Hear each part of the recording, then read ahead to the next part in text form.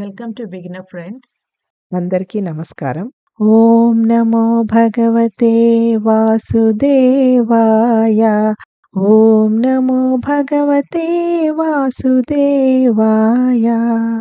భగవద్గీత పారాయణలో ఈరోజు 3వ అధ్యాయము కర్మయోగము. 9వ శ్లోకం. యజ్ఞార్థాత్ కర్మణోన్యత్ర లోకోయం కర్మ బంధనః తదర్థం కర్మ కౌంతేయ ముక్త సంగః సమాచర. తాత్పర్యం: పనులని ఒక యజ్ఞంలాగా భగవదర్పితంలాగా చేయాలి, లేదా ఆ పనులు మనలను ఈ జగత్తులో కర్మబంధములలో కట్టివేస్తాయి. కాబట్టి ఓ కుంతిపుత్రుడా, నీకు నిర్దేశింపబడిన విధులను వాటి ఫలితములపై ఆసక్తి లేకుండా ఈశ్వర తృప్తి కోసం నిర్వర్తించుము. ఏ పనిని ఇది మంచిదా చెడ్డదా అని చెప్పలేము. అది మన మానసిక దృక్పథం బట్టి ఉన్నతికి కారకం కావచ్చు, లేదా బంధనకారకం కావచ్చు.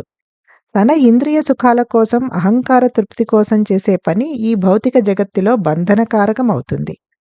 కానీ ఒక యజ్ఞంలాగా భగవతర్పితంగా ఆ పరమాత్మ ప్రీతి కోసం చేసిన పని మాయాబంధాల నుండి విముక్తి కలిగించి దైవానుగ్రహాన్ని ఆకర్షిస్తుంది.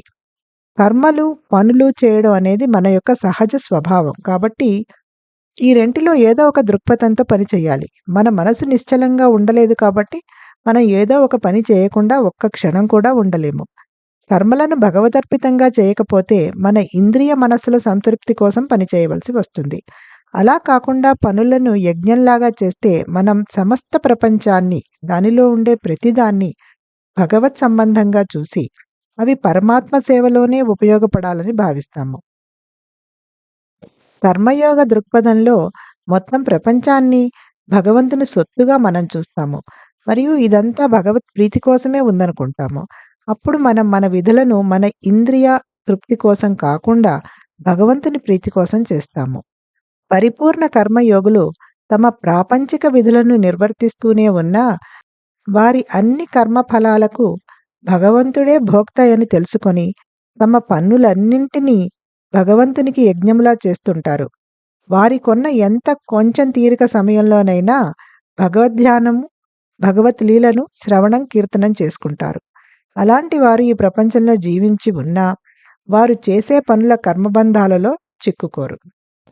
Meaning of the shloka is: work must be done as a yajna to the Supreme Lord. Otherwise, work causes bondage in this material world. Therefore, O Kunti's son, for the satisfaction of God, perform your prescribed duties without being attached to the results. Depending on the state of the mind, any work can be either binding or elevating. Work done for the enjoyment of one's senses and the gratification of one's pride is the cause of bondage in the material world, while work performed as yajna for the pleasure of the Supreme Lord liberates one from the bonds of Maya and attracts divine grace. Since it is our nature to perform actions, we are forced to work in one of the two modes. We cannot remain without working for even a moment, as our mind cannot remain still.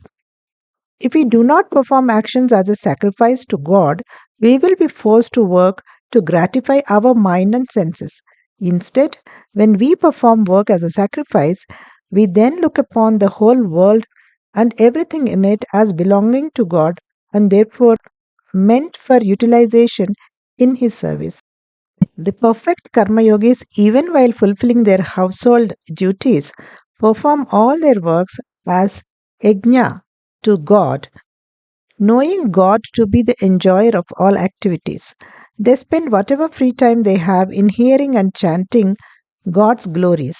Such people, though living in the world, never get bound by their actions. Om Namo Bhagavate Vasudevaya.